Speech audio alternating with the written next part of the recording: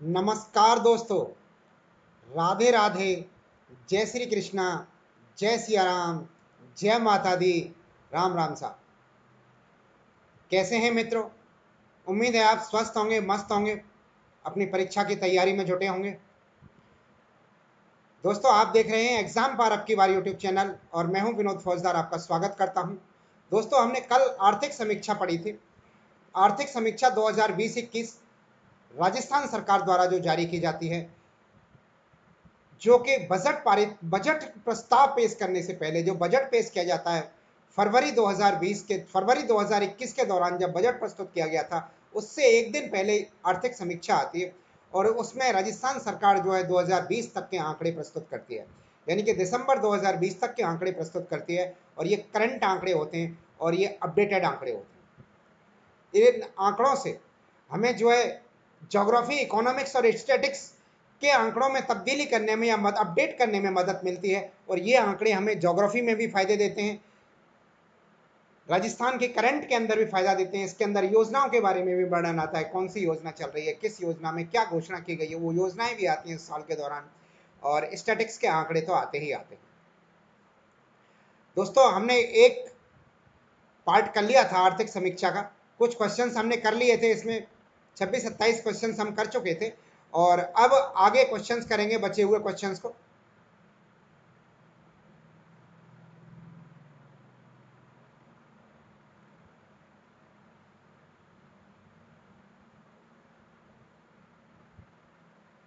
तो आइए देखते हैं बचे हुए क्वेश्चंस को। हमने 27 प्रश्न कर लिए थे इसके अंदर, अब 28वें प्रश्न से हम स्टार्ट करते हैं इसका।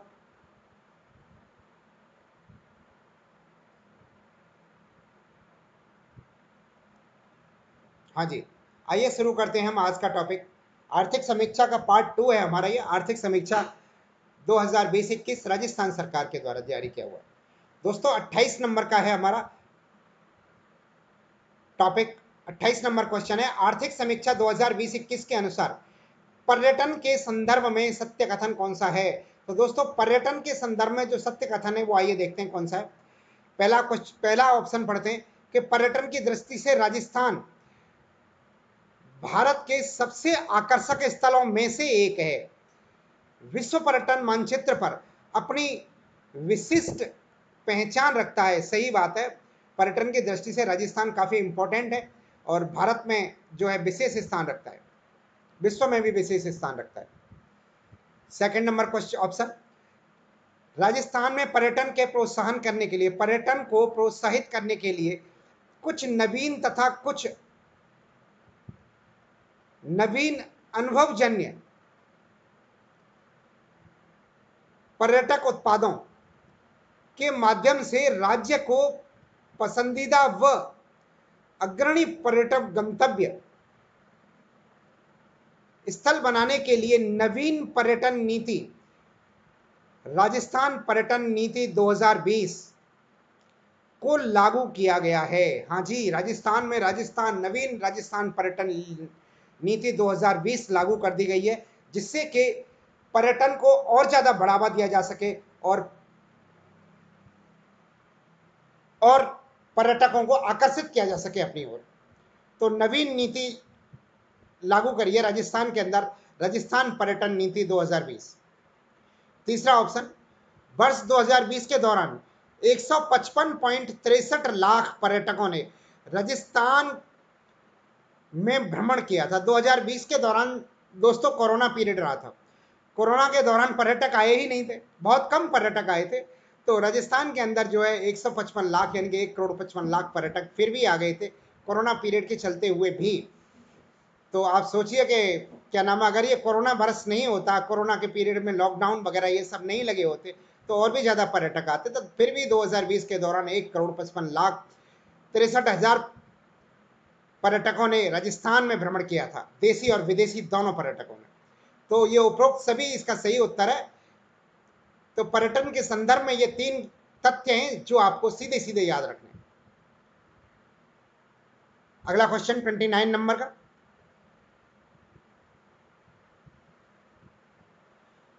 वंदे भारत मिशन के संदर्भ में सत्य कथन क्या है? तो दोस्तों वंदे भारत मिशन के संदर्भ में ये 3 कथन दिए हुए हैं इन्होंने, जो तीनों कथन सत्य हैं, यानी कि उपरोक्त सभी इसका सही आंसर होगा। पर ये 3 कथन क्या हैं, आइए एक बार इनको देख लें। वंदे भारत मिशन के संदर्भ में क्या 3 कथन दिए हुए, क्या 3 फैक्ट दिए हुए हैं। यह मिशन 22 मई 2020 से शुभारंभ किया गया था। वंदे भारत मिशन जो है 22 मई 2020 से प्रारंभ हुआ है। यह मिशन विदेशों में फंसे भारतीयों को स्वदेशी वापसी के लिए शुरू किया गया था। दोस्तों कोरोना पीरियड के दौरान पूरा विश्व लॉकडाउन में था, भारत सहित पूरा विश्व लॉकडाउन में था। तो भारत के जो लोग विदेशों में फंसे थे, चाहे वो बिजनेस के पर्पज से गए थे या नौकरी कर रहे थे या स्टडी करने के लिए गए थे, तो उनको वापस लाने के लिए जो मिशन शुरू किया गया था वो था वंदे भारत मिशन। इसके अंदर से फ्लाइट, हर देश के अंदर फ्लाइट गई थी, हेलीकॉप्टर गए थे, हर देश के अंदर जो है हवाई जहाज गए थे, वो हवाई जहाजों से विदेशों में फंसे भारतीयों को वापस लाया गया था। 22 मई 2020 से 31 दिसंबर 2020 तक 56,348 प्रवासियों को 414 अंतरराष्ट्रीय उड़ानों के माध्यम से राजस्थान में पहुंचे थे। तो दोस्तों राजस्थान में पहुंचने वाले विदेशों में फंसे हुए व्यक्ति जो राजस्थान आए थे, वो राजस्थान आने वाले व्यक्ति जो थे 22 मई 2020 से, यानी कि 22 मई को ये प्रोग्राम शुरू हुआ था, तो 22 मई से लेके 31 दिसंबर के दौरान लगभग 7 महीनों के दौरान 56,384 व्यक्तियों को, 84 प्रवासी भारतीयों को 414 उड़ानों के सहित 414 अंतरराष्ट्रीय उड़ानों से वापस राजस्थान लाया गया था। व्याख्या पढ़ लें इसकी। भारत मिशन के संदर्भ में उपयुक्त सभी कथन सत्य हैं। उपयुक्त सभी कथन सत्य हैं, ये तो अपन ने पहले बात कर ही ली थी। अगला क्वेश्चन, राजस्थान जन आधार प्राधिकरण अधिनियम कब पारित किया था? तो ये 2020 में पारित किया है। राजस्थान जन आधार प्राधिकरण अधिनियम जो है 2020 के दौरान पारित हुआ है। व्याख्या देखते हैं इसकी। एक नंबर एक कार्ड एक पहचान नारा है इसका। जो स्लोगन दिया है वो स्लोगन है एक नंबर एक कार्ड एक पहचान के उद्देश्य को पूरा करने के लिए मुख्यमंत्री द्वारा राजस्थान जन आधार कार्ड योजना लागू करने की घोषणा की गई थी। तो घोषणा परिवर्तित बजट भाषण 19-20 में की गई थी। इस योजना के प्रभावी क्रियान्वयन के लिए राजस्थान जन आधार प्राधिकरण अधिनियम 2020 प्रदेश में प्रभावी किया गया है। तो दोस्तों अगर क्वेश्चन ये आ जाए कि राजस्थान जन आधार प्राधिकरण अधिनियम कब आया, तो यह अधिनियम जो 2020 के अंदर आया है। अगला क्वेश्चन 31 नंबर का क्वेश्चन देखते हैं। आर्थिक समीक्षा 2020-21 के अनुसार जन सूचना पोर्टल पर कितने विभागों की सूचना उपलब्ध है? दोस्तों बहुत इंपॉर्टेंट क्वेश्चन है और बहुत महत्वपूर्ण क्वेश्चन है ये वाला जो है कि आर्थिक समीक्षा 2020-21 के अनुसार जन सूचना पोर्टल पर कितने विभागों के आंकड़े उपलब्ध हैं, कितने विभागों की सूचनाएं उपलब्ध हैं? तो जन सूचना विभाग के पोर्टल पर 20 विभागों की 90 योजनाओं की सूचनाएं उपलब्ध हैं। 20 विभाग हैं और 20 विभागों की 90 सूचनाएं उपलब्ध हैं, या 99 विभागों की सूचनाएं उपलब्ध हैं, या 55 विभागों की चल रही 99 योजनाएं, या उपयुक्त सभी है? तो दोस्तों इसका उत्तर जो होगा, इसका उत्तर होगा 55 विभाग हैं।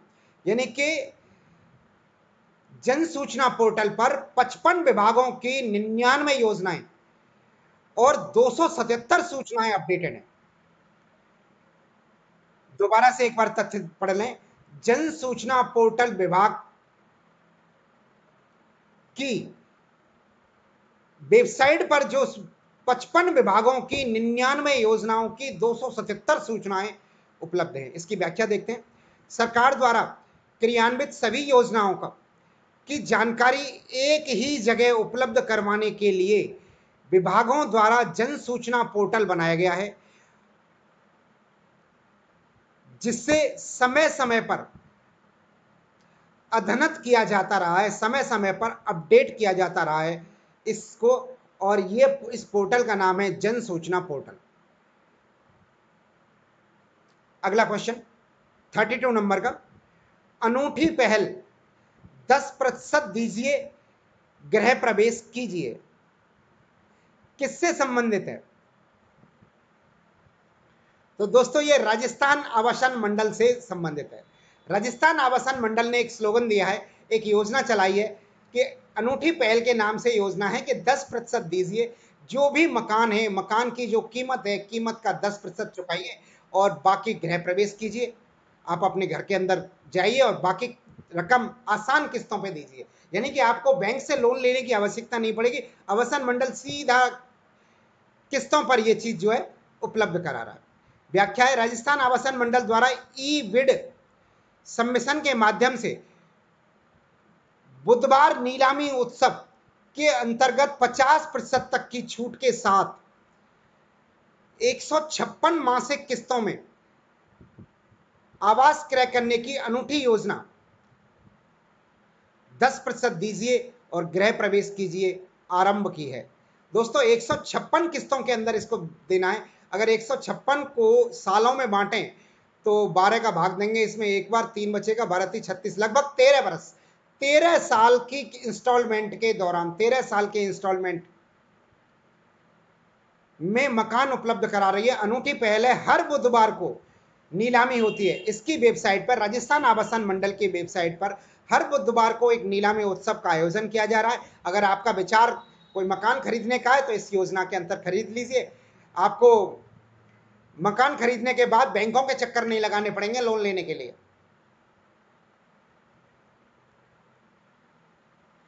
अगला क्वेश्चन 33 नंबर का, राजस्थान का मुख्यमंत्री हेल्पलाइन नंबर क्या है? तो राजस्थान का मुख्यमंत्री हेल्पलाइन नंबर है 181 181 है, 181 जो है इसका हेल्पलाइन नंबर है। और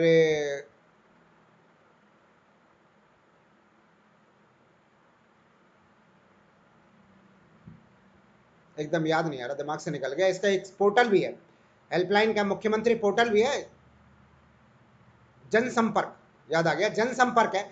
जनसंपर्क पर हम जो शिकायत करते हैं या कोई जानकारी लेते हैं जनसंपर्क सूचना केंद्र, जनसंपर्क के माध्यम से, तो वो जनसंपर्क के माध्यम से भी ले सकते हैं और 181 नंबर के माध्यम से भी ले सकते हैं। अगला क्वेश्चन 34 नंबर का, आर्थिक समीक्षा 2020-21 के अनुसार राजस्थान में प्रौद्योगिकी एवं संचार विभाग द्वारा कोविड-19 के प्रसार के ट्रेड को रोकने के लिए कौन सा ऐप लॉन्च किया है? तो राजस्थान में प्रौद्योगिकी एवं संचार विभाग के द्वारा, राजस्थान में आईटी डिपार्टमेंट के द्वारा कौन सा ऐप लॉन्च किया है कोविड के रोकथाम के लिए? तो उस ऐप का नाम है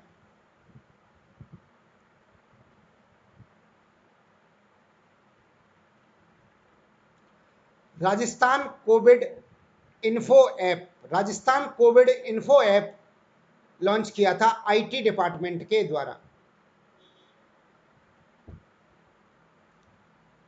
अगला क्वेश्चन, मिड डे मील योजना के अंतर्गत कोविड-19 के कारण विद्यालय बंद रहने की अवधि में कौन सी कक्षा तक के विद्यार्थियों के लिए के माता पिता को विद्यालय में खाद्यान्न एवं चना दाल वितरित करने का निर्णय लिया गया था? तो दोस्तों ये लिया गया था कक्षा 1 से लेके कक्षा 8 तक के विद्यार्थियों के लिए। इस योजना में क्या हुआ था, मिड डे मील योजना के अंदर विद्यार्थियों को प्राथमिक और उच्च प्राथमिक कक्षाओं में भोजन कराया जाता है, विद्यालय के अंदर खाना खिलाया जाता है, लेकिन विद्यालय खुले ही नहीं। विद्यालय नहीं खुले तो उसके एवज में जो जितना अनाज एक विद्यार्थी के लिए डेली आवंटित होता था उस हिसाब से लगाकर उसका गेहूं और चना की दाल जो है उसके घर वालों को यानी कि विद्यार्थी को या विद्यार्थी के माता पिता को आवंटित की गई थी विद्यालय के द्वारा। अगला क्वेश्चन, प्री मैट्रिक छात्रवृत्ति में कौन से वर्ग में प्रदान की जाती है? तो प्री मैट्रिक छात्रवृत्ति जो है एससी एसटी को प्रदान की जाती है, ओबीसी को प्रदान की जाती है, व एसबीसी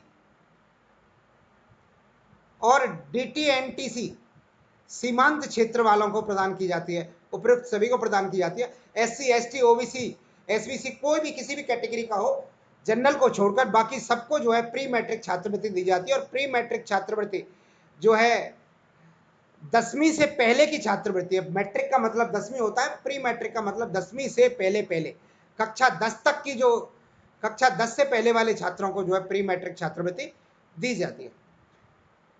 इसकी व्याख्या देखें, प्री मैट्रिक छात्रवृत्ति एससी एसटी ओबीसी एसबीसी और डीटीएनटी सीमांत क्षेत्र, डीटीएनटी सीमांत क्षेत्र ओबीसी के छात्रों को प्रदान की जाती है।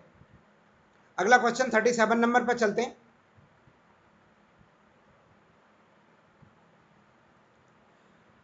राजस्थान में निःशुल्क एवं अनिवार्य शिक्षा का अधिकार अधिनियम 2009 कब से लागू किया गया है? तो दोस्तों ये लागू किया गया था 1 अप्रैल 2010 से। राजस्थान में निःशुल्क एवं अनिवार्य शिक्षा अधिनियम कब से लागू किया गया, जिसे आरटीई कहते हैं, ये कब से लागू किया गया है? 1 अप्रैल 2010 से लागू किया गया है। आर्थिक समीक्षा 2020-21 के अनुसार राजस्थान में बालिका शिक्षा को बढ़ावा देने के लिए कितने कस्तूरबा गांधी विद्यालय संचालित किए गए हैं? तो 319 कस्तूरबा गांधी विद्यालय संचालित किया जाता है। व्याख्या देखते हैं। राजस्थान बालिका शिक्षा को बढ़ावा देने के लिए 319 कस्तूरबा बालिका विद्यालयों का संचालन किया जा रहा है। इन विद्यालयों में 37,554 बालिकाएं अध्ययनरत हैं। इन 319 विद्यालयों में 37,554 लगभग 37,500 बालिकाएं अध्ययनरत हैं। अगले क्वेश्चन की तरफ चलते हैं। 39 नंबर का, आर्थिक समीक्षा 2020-21 के अनुसार शिक्षा के संदर्भ में अमान्य कथन क्या है? तो शिक्षा के संदर्भ में जो अमान्य कथन है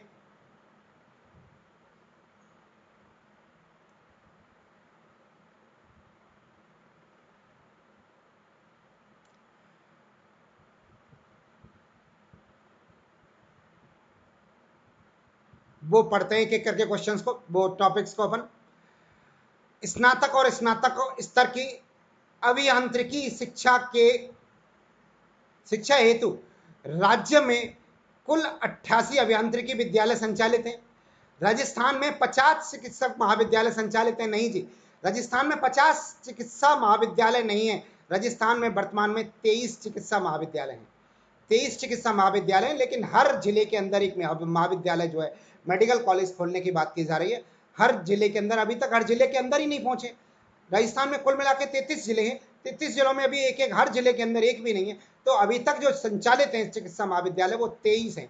अतः दूसरा ऑप्शन इसका सही हो जाएगा। उत्तर जो है दूसरा ऑप्शन नंबर 2 इसका ठीक उत्तर होगा। अगला है, राज्य में 319 कस्तूरबा गांधी विद्यालय संचालित हैं। हाँ, हमने अभी अभी पढ़ा है 319 ही।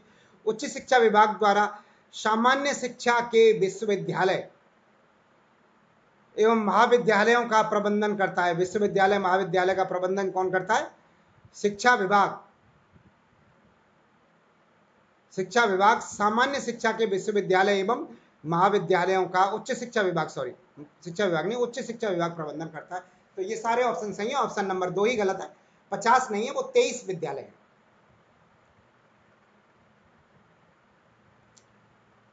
अगले क्वेश्चन की तरफ चलते हैं। अगला क्वेश्चन क्या है? आर्थिक समीक्षा 2020-21 के संदर्भ में सत्य कथनों का चयन कीजिए। तो राजस्थान में चिकित्सालय 107 है। सामुदायिक चिकित्सा केंद्र 655 है। औषधालय 198 और मातृ एवं शिशु कल्याण केंद्र 100 है। दोस्तों इसकी व्याख्या पढ़ लेते हैं। इसकी व्याख्या में ये सारी चीज दी हुई है। राजस्थान में औषधालयों की कुल संख्या जो है 190, औषधालय जो है 190 है, 198 नहीं है, 190 है। जबकि मातृ एवं शिशु कल्याण केंद्रों की कुल संख्या 118 है। मातृ एवं शिशु कल्याण केंद्रों की संख्या 118 है, 100 नहीं है, 118 है। ग्रामीण स्तर पर प्राथमिक स्वास्थ्य केंद्र 2147 हैं, 2147 प्राथमिक स्वास्थ्य केंद्र हैं ग्रामीण स्तर पर। और शहरी स्तर पर प्राथमिक स्वास्थ्य केंद्र 51 है। शहरी स्तर पर प्राथमिक स्वास्थ्य केंद्र 51 है और ग्रामीण स्तर पर प्राथमिक स्वास्थ्य केंद्र 2147 हैं। इसके अलावा उप स्वास्थ्य केंद्र 14,797 हैं, 14,497, 700 नहीं, 14,497 हैं। ये आर्थिक सर्वे 2020-21 के अनुसार दिसंबर 2020 तक के ये आंकड़े हैं। अगला क्वेश्चन 41 नंबर का, राजस्थान में आयुष्मान भारत महात्मा गांधी राजस्थान स्वास्थ्य बीमा योजना कब प्रारंभ की गई थी? तो दोस्तों ये योजना जो है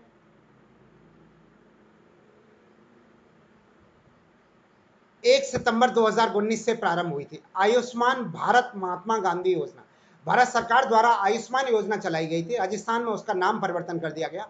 उसका नाम परिवर्तन करके राजस्थान में आयुष्मान भारत महात्मा गांधी राजस्थान स्वास्थ्य बीमा योजना कर दिया गया। इसका नाम आयुष्मान योजना का नाम बदल के ये कर दिया गया और इसे राजस्थान में 1 सितंबर 2019 से लागू किया गया। इसके अंदर 5 लाख तक का स्वास्थ्य बीमा मिलता है। आयुष्मान महात्मा गांधी राजस्थान स्वास्थ्य बीमा योजना का मुख्य उद्देश्य गरीब परिवार को कैशलेस सुविधा उपलब्ध कराना है। इस योजना के अंतर्गत प्रत्येक परिवार को प्रति वर्ष चिन्हित सामान्य बीमारियों हेतु 30,000 रुपए तथा चिन्हित गंभीर बीमारियों हेतु 3 लाख रुपए तक का स्वास्थ्य बीमा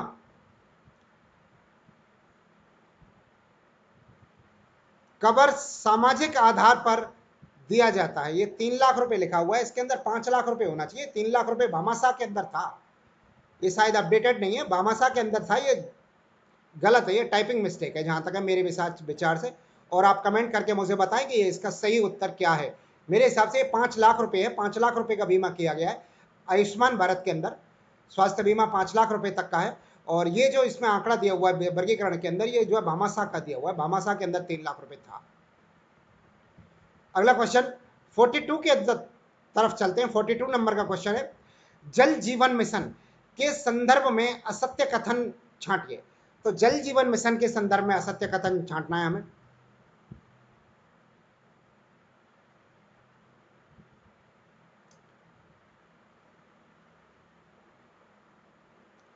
पहला ऑप्शन, प्रत्येक ग्रामीण परिवार को वर्ष 2024 तक कार्यात्मक घरेलू नल कनेक्शन के माध्यम से पीने योग्य पानी की आपूर्ति करने हेतु यह योजना क्रियान्वयन की गई है। जी हां, भारत सरकार की एक योजना है। भारत सरकार द्वारा एक जल जीवन मिशन नाम की योजना तैयार की गई है। जल शक्ति मंत्रालय इसका संचालन कर रहा है। भारत सरकार के जल शक्ति मंत्रालय द्वारा जल जीवन मिशन एक योजना लॉन्च की गई है। इस योजना का उद्देश्य है भारत के प्रत्येक घर में, भारत के प्रत्येक घर में वर्ष 2024 के अंत तक पानी पीने योग्य जल हर घर तक उपलब्ध कराएगा। हर घर में नल की टोंटी होगी, नल की टोंटी से पानी आएगा, वो पीने योग्य होगा। ऐसी योजना है। इसमें बहुत सारे राज्य अच्छी तरह से कार्य कर रहे हैं। राजस्थान में पानी का अभाव है। इसमें राजस्थान सरकार भी काफी अच्छा प्रयास कर रही है, लेकिन राजस्थान में जो है पेयजल का अभाव है जगह जगह, तो काफी दूर दूर से राजस्थान में पेयजल लाना पड़ता है। इसमें गोवा एक ऐसा राज्य है जिसने ये जो है जो हर घर तक जल पहुंचाने वाला, गोवा देश का पहला राज्य बन गया है जो कि जल जीवन मिशन की सफलता के बिल्कुल करीब है, या फिर 100% उसने अपने राज्य में हर घर में जल पहुंचा दिया। दूसरा ऑप्शन पढ़ते हैं इसमें, इस मिशन हेतु केंद्र तथा राज्य के बीच फंडिंग पैटर्न 1:1 है। केंद्र तथा राज्य के बीच फंडिंग पैटर्न 1:1 का मतलब है आधा पैसा राज्य देगा और आधा पैसा केंद्र देगा इस योजना में होने वाले खर्चे का। राज्य स्तर पर जल और स्वच्छता मिशन, जिला स्तर पर जिला जल और स्वच्छता समिति और ग्रामीण स्तर पर ग्राम जल और स्वच्छता समिति जल जीवन मिशन के लिए मुख्य कार्यान्वयन एवं निगम एजेंसी हैं। दोस्तों, राज्य स्तर पर इसको जो क्रियान्वित करने के लिए जल जीवन मिशन को राजस्थान में एजेंसी बनाई गई है जगह जगह। तो जल एवं स्वच्छता मिशन जो है जिला स्तर पर है, राज्य स्तर पर है। राज्य स्तर पर जल एवं स्वच्छता मिशन है। जिला स्तर पर इस एजेंसी का नाम है जिला जल एवं स्वच्छता समिति है। ये जो है जिला स्तर पर काम करती है। गांव के स्तर पर, ग्रामीण स्तर पर ग्राम जल एवं स्वच्छता समिति बनाई गई हैं। ये समितियां जो हैं मिलकर सभी हर घर में जल पहुंचाने का कार्य कर रही हैं और इस कार्य में लगी हुई हैं। अगला प्रश्न 43 नंबर का, संयुक्त राष्ट्र महासभा में 25 सितंबर 2015 को आयोजित अपने 70वें सत्र में कितने सतत विकास गोल्स को अंगीकार किया गया था? तो यह किया गया था 17 गोल्स को। संयुक्त राष्ट्र महासभा ने 25 सितंबर 2015 को आयोजित अपने 70वें सत्र में, यानी कि जो संयुक्त राष्ट्र संघ का 25 सितंबर 2015 को 70वें नंबर का जो उनका महासभा हुई थी, संयुक्त राष्ट्र की महासभा हुई थी, सत्र हुआ था 70वें नंबर का, उसमें 17 गोल निर्धारित किए गए थे। 17 गोल निर्धारित किए गए थे महासभा के अंदर। अगला क्वेश्चन, असत्य कथन का चयन कीजिए। दोस्तों, असत्य कथन का चयन करना है। आइए देखते हैं इसमें क्या है असत्य कथन में। सतत विकास गोल्स विकास, सामाजिक, आर्थिक एवं पर्यावरण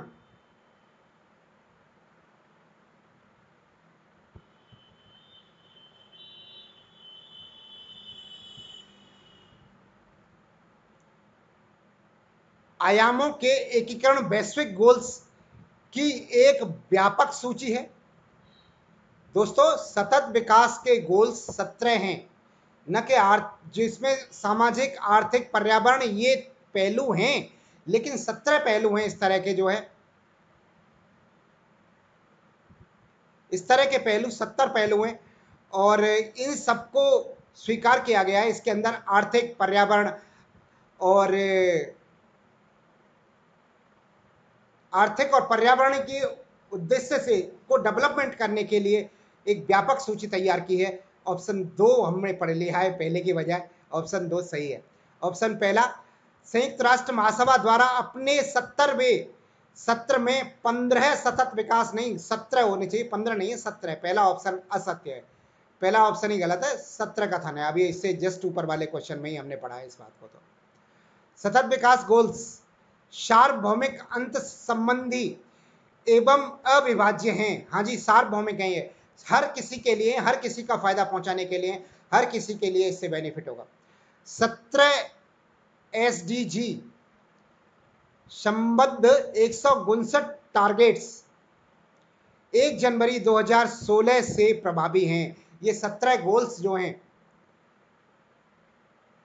जो 17 गोल्स हैं और ये जो है 1 फरवरी 2016 से ही लागू है और 1 फरवरी 2016 से प्रभावी है। अगला क्वेश्चन 45 नंबर का,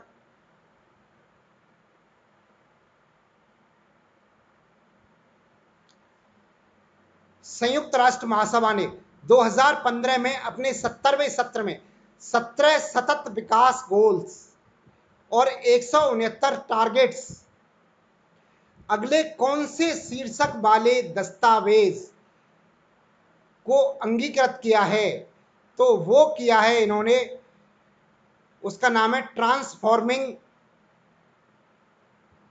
अवर world, transforming our world the 2030 agenda for sustainable development, इस नाम से उन्होंने किया है। ये गोल्स जो है 2030 तक के लिए उन्होंने टारगेट्स तय किए हैं, 169 टारगेट्स हैं और 17 सतत विकास के गोल हैं जो 2030 तक के लिए किए हैं, और जिसके अंदर ये अंगीकृत किए हैं उसका नाम है transforming our world the 2030 agenda for sustainable development नाम से उन्होंने अंगीकार किया है।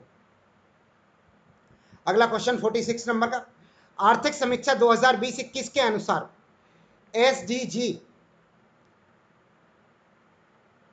यही है सस्टेनेबल डेवलपमेंट गोल के क्रियान्वयन के स्थानीयकरण को ध्यान में रखते हुए राजस्थान सरकार ने किसकी अध्यक्षता में जिला स्तर पर एसडीजी यानी कि सतत विकास गोल क्रियान्वयन और मॉनिटरिंग समिति का गठन किया है?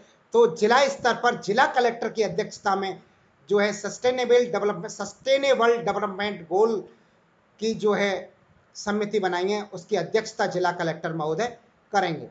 राजस्थान के सभी जिला कलेक्टर स्तरीय एसडीजी क्रियान्वयन और मॉनिटरिंग समिति का गठन कर दिया गया है। मुख्यमंत्री राजस्थान आर्थिक सुधार सलाहकार परिषद का गठन कब किया गया?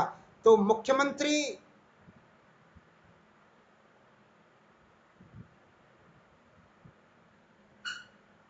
इस समिति का जो गठन किया गया था वो गठन किया गया 7 मार्च 2020 को। व्याख्या पढ़ते हैं। प्रदेश के आर्थिक वित्तीय परिदृश्य के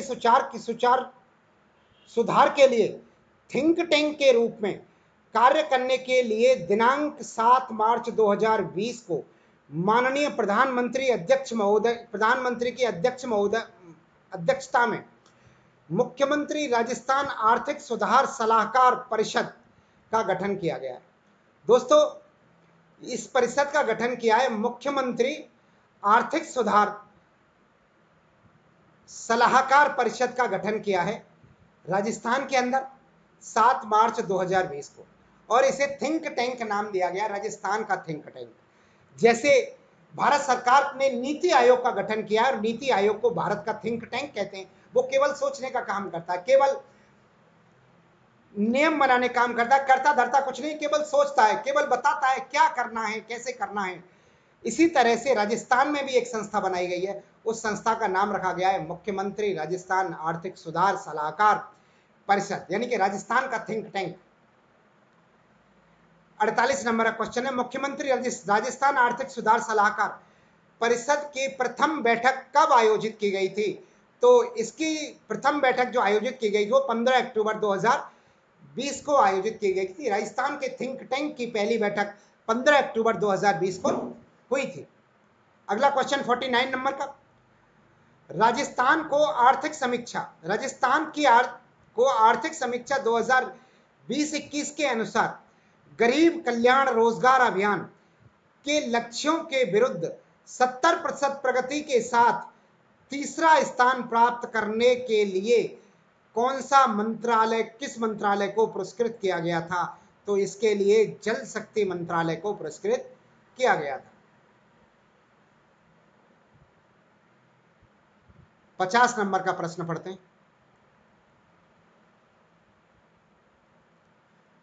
आर्थिक समीक्षा 2020-21 के अनुसार राष्ट्रीय जल विज्ञान परियोजना के अंतर्गत वर्ष 2018 में राज्य को 18वां स्थान प्राप्त हुआ, जबकि वर्ष 2020 में कौन सा स्थान प्राप्त हुआ? तो वर्ष 2020 में इसे दूसरा स्थान प्राप्त हुआ था।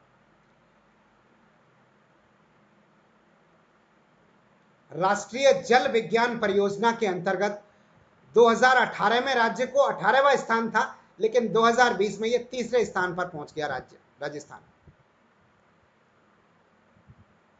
अगला क्वेश्चन 51 नंबर का, 22 फरवरी 2020 को नई दिल्ली में आउटलुक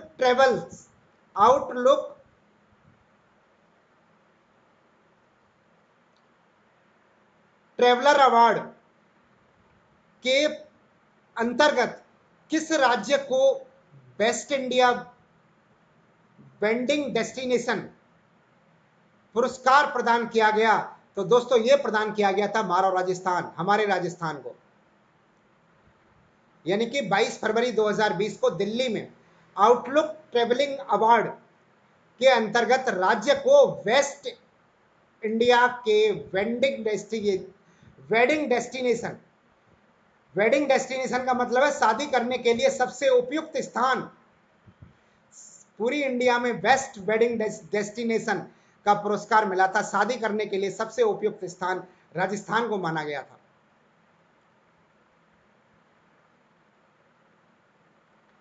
अगला क्वेश्चन,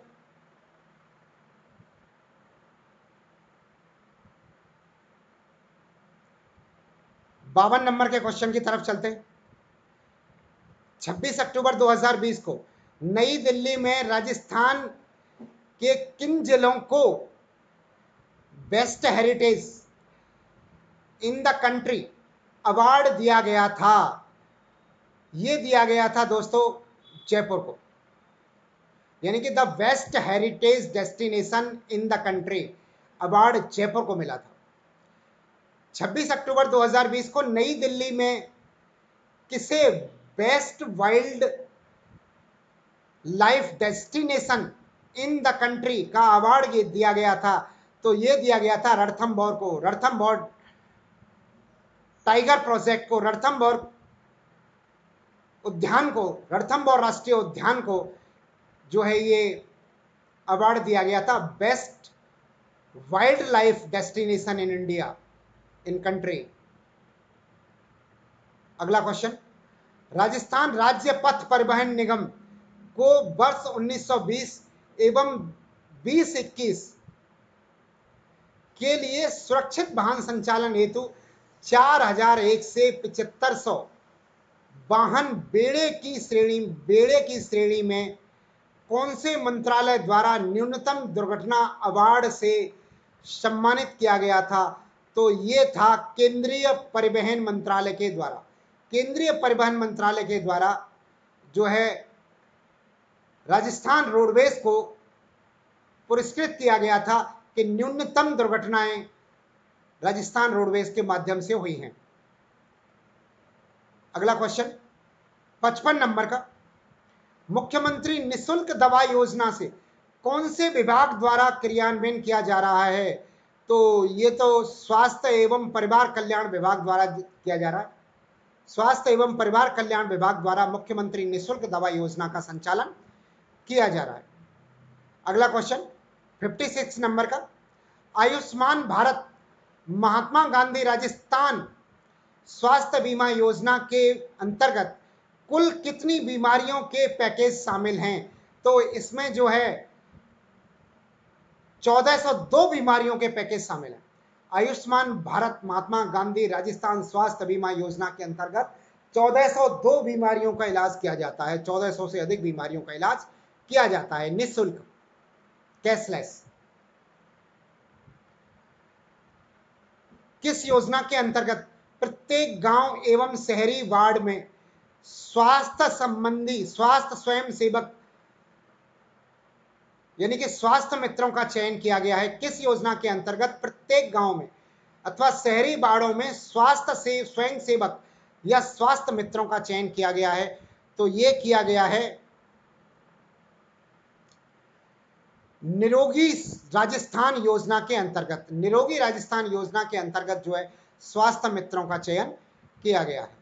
अगला क्वेश्चन 58 नंबर का, मुख्यमंत्री निशुल्क दवा योजना के संदर्भ में सत्य कथन क्या है? तो आइए कथनों को पढ़ते हैं। यह योजना स्वास्थ्य एवं परिवार कल्याण विभाग द्वारा संचालित की जा रही है। हाँ जी, बिल्कुल संचालित की जा रही है। दूसरा ऑप्शन है 4 नई दवाइयां आवश्यक दवा की सूची में जोड़ी गई हैं। जी हाँ, वर्तमान में इस योजना में 713 आवश्यक दवाइयां व 77 टांके और 181 सर्जिकल आइटम्स की सूचीबद्ध हैं। तो दोस्तों ये फैक्ट हैं मुख्यमंत्री निशुल्क दवा योजना के। इन फैक्टों को एज इट इज याद रखें, ये सभी फैक्ट सही हैं। और सत्य है।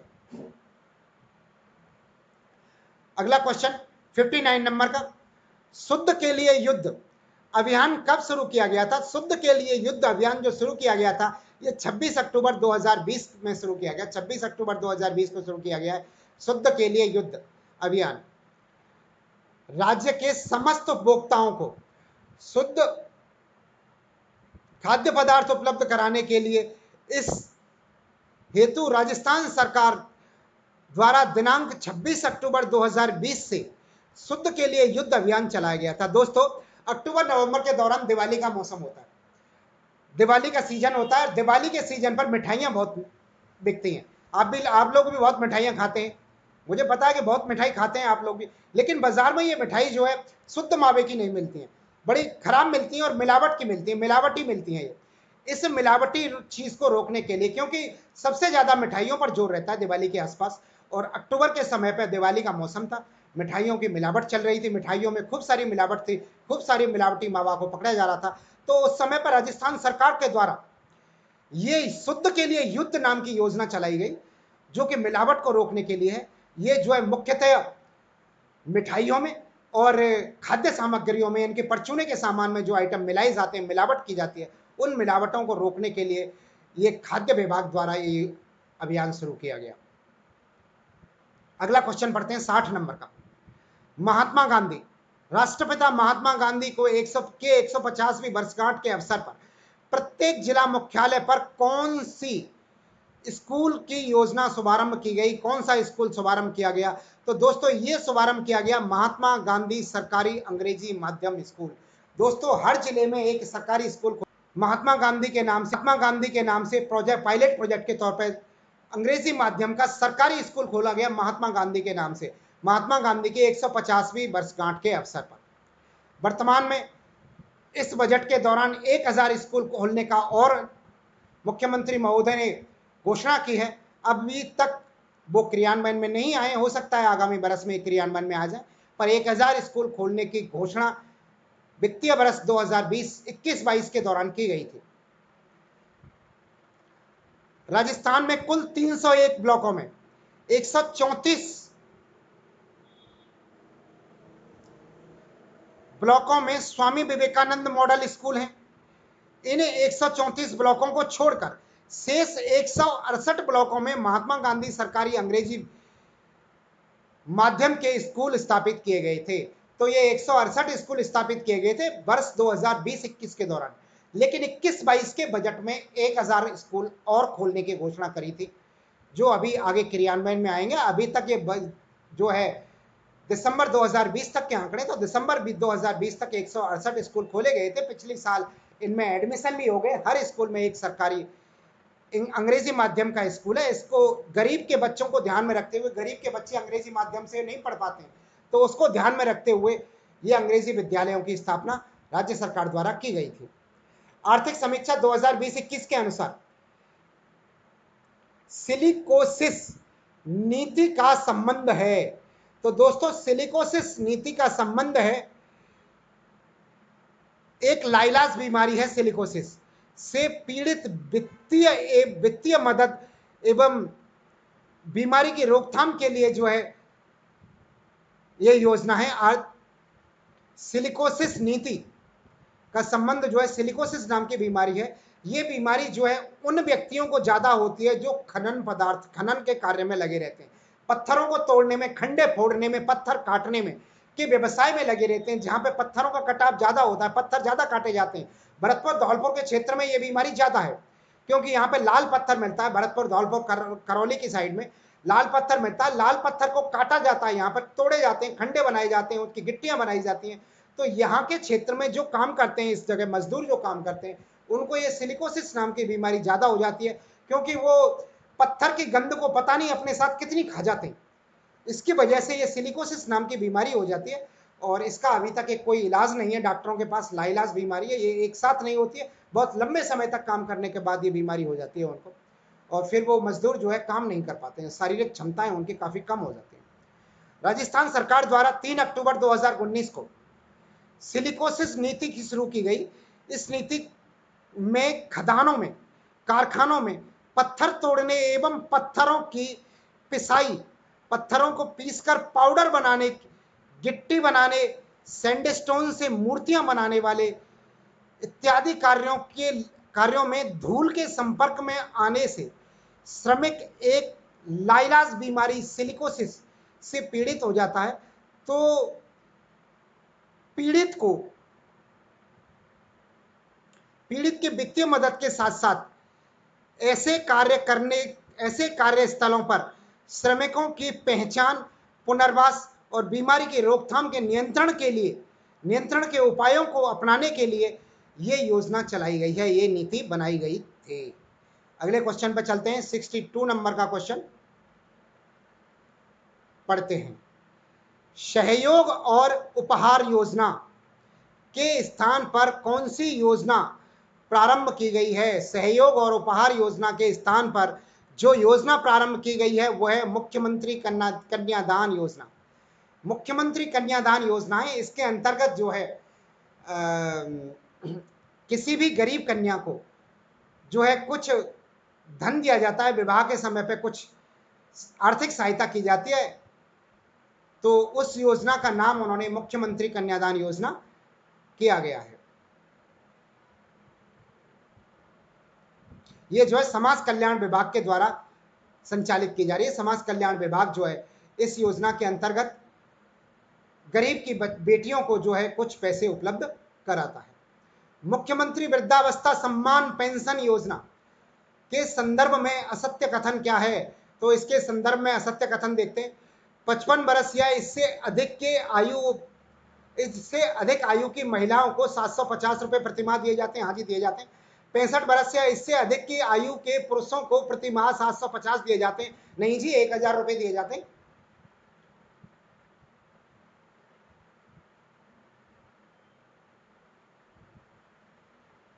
पुरुषों को 750 रुपए तो 58 वर्ष की उम्र से ऊपर ही दिए जाते हैं। 58 वर्ष से ऊपर का जो कोई पुरुष होगा तो उसे 750 रुपए दिए जाएंगे और 65 वर्ष से ऊपर 1000 रुपए दिए जाते हैं। 75 वर्ष से अधिक आयु के होने के पश्चात प्रतिमाह 1000 रुपए जाते हैं। 75 वर्ष से दिए जाते हैं क्या? तो ये 65 वर्ष नहीं है, 75 वर्ष है जो 1000 रुपए दिए जाते हैं। 58 वर्ष से ऊपर होने पर 750 रुपए दिए जाते हैं। और वर्ष 2020-21 में 47,57,856 लाभार्थियों को 4,57,017 रुपए 17 लाख रुपए की कुल राशि वितरित की गई थी पेंशन योजना के अंतर्गत। 58 वर्ष या इससे अधिक के पुरुषों को 750 रुपए दिए जाते हैं। अगला क्वेश्चन 64 नंबर का, मुख्यमंत्री एकल नारी सम्मान पेंशन योजना निम्नलिखित में से किससे संबंधित है? एकल नारी का मतलब है दोस्तों कि जो विधवा औरत हैं, तलाकशुदा हैं, जो अकेली हो गई हैं, परिवार में परित्यक्ता महिला हैं, विधवा महिला है, तलाकशुदा महिला है, उनसे संबंध है इसका। जो अकेली महिला है, जिसका पति नहीं है, पति ने छोड़ दिया है या पति मर गया है, ऐसी महिलाओं को जो है एकल महिला कहते हैं और उनसे संबंधित उनको जो है पेंशन दी जाती है। तो उनको जो पेंशन दी जाती है उस पेंशन योजना का नाम है मुख्यमंत्री एकल नारी सम्मान पेंशन योजना। इस नाम से उन्हें पेंशन दी जाती है। अगला क्वेश्चन 65 नंबर का, मुख्यमंत्री विशेष योग्यजन सम्मान पेंशन योजना के तहत प्रतिमाह पेंशन राशि क्या है? तो इसके तहत जो प्रतिमाह पेंशन राशि मिलती है वो 750 से 1500 रुपए के मध्य मिलती है। 750 से लेके 1500 रुपए के मध्य मिलती है।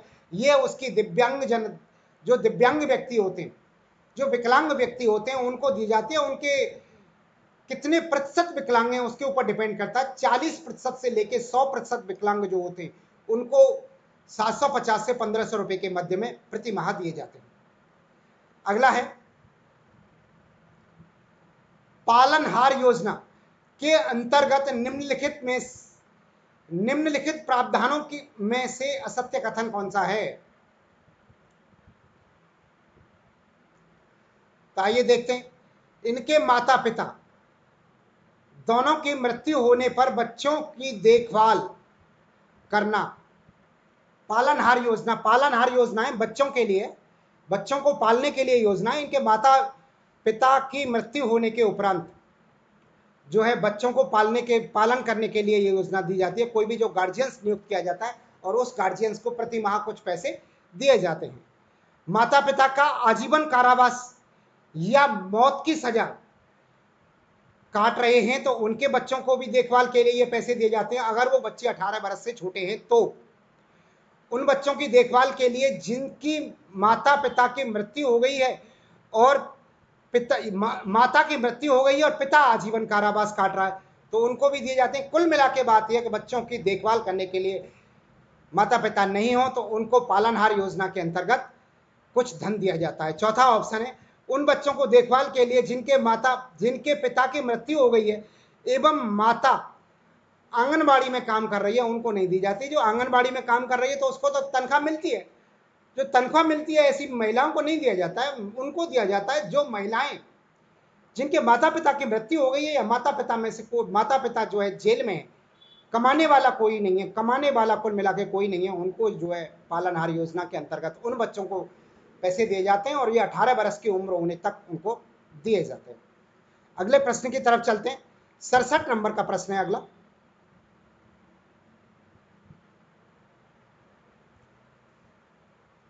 मुख्यमंत्री लघु उद्योग प्रोत्साहन योजना के अंतर्गत सत्य प्रावधान क्या है? तो इसके अंतर्गत सत्य प्रावधान है कि 25 लाख रुपए तक का ऋण 8% ब्याज अनुदान मिलता है। जी हां, बिल्कुल सही है। मुख्यमंत्री लघु प्रोत्साहन योजना के अंतर्गत जो है 8% का अनुदान मिलता है। इसमें 25 लाख रुपए तक का मिलता है। इसके लिए उद्योग विभाग में अप्लाई करना पड़ता है और उद्योग विभाग से फाइल जो है बैंक में जाती है और बैंक इस ऋण को देती है। और बैंक के लिए जिस भी प्रतिशत पर बैंक लोन देती है, मान लो 11% पर बैंक आपको लोन देती है तो 8% ब्याज जो है राज्य सरकार पे करती है, आपको केवल 3% ब्याज ही पे करना पड़ता है। मैंने एग्जाम्पल के तौर पर बताया। अगर बैंक आपको 9% पर लोन दे देती है तो 8% राज्य सरकार देगी, आपको 1% ब्याज ही देना पड़ता है, जो आपके लिए ना के बराबर होता है। ये लघु उद्योगों को प्रोत्साहित करने के लिए। दूसरा, 5 करोड़ तक के ऋणों पर 6% ब्याज है और 10 करोड़ तक के लोन पर जो है 5% की सब्सिडी ब्याज में सब्सिडी दी जाती है। दोस्तों ये एक ही योजना है, उपयुक्त कथन सभी सही है, एक ही योजना है ये मुख्यमंत्री लघु उद्योग योजना, जिसे पहले मुख्यमंत्री रोजगार प्रोत्साहन योजना के नाम से चलाते थे। इसी योजना का नाम बदल के मुख्यमंत्री लघु प्रोत्साहन योजना कर दिया। मुख्यमंत्री रोजगार प्रोत्साहन योजना का नाम बदल के मुख्यमंत्री लघु उद्योग प्रोत्साहन योजना कर दिया। इसके अंदर 3 तरह के कैडर बनाए गए। अगर 25 लाख तक का लोन देते हैं तो राज्य सरकार 8% इंटरेस्ट पर सब्सिडी देती है। 5 करोड़ तक के लोन में 6% इंटरेस्ट पर सब्सिडी देती है और 10 करोड़ तक के लोन में 5% इंटरेस्ट पर सब्सिडी देती है। उपयुक्त सभी कथन सही है। 68 नंबर का प्रश्न पढ़ते हैं। राजस्थान निवेश प्रोत्साहन योजना 2019 का उद्देश्य क्या है? तो राजस्थान निवेश प्रोत्साहन योजना 2019 का उद्देश्य है सतत एवं संतुलित और औद्योगिक विकास को बढ़ावा देना। यह इसका उद्देश्य। आइए व्याख्या पढ़ लेते हैं। राजस्थान में तेजी से सतत और संतुलित औद्योगिक विकेंद्रीकरण को बढ़ावा देने के लिए 17 दिसंबर 2019 से राजस्थान में निवेश प्रोत्साहन योजना की शुरुआत की गई है। अगला क्वेश्चन 69 नंबर का।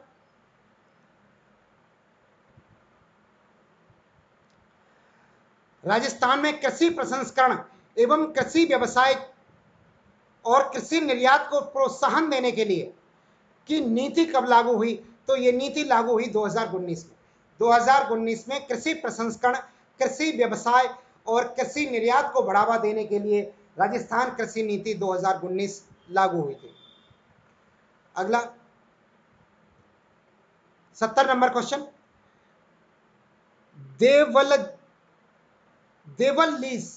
देवल leisure India and South Asia के अंतर्गत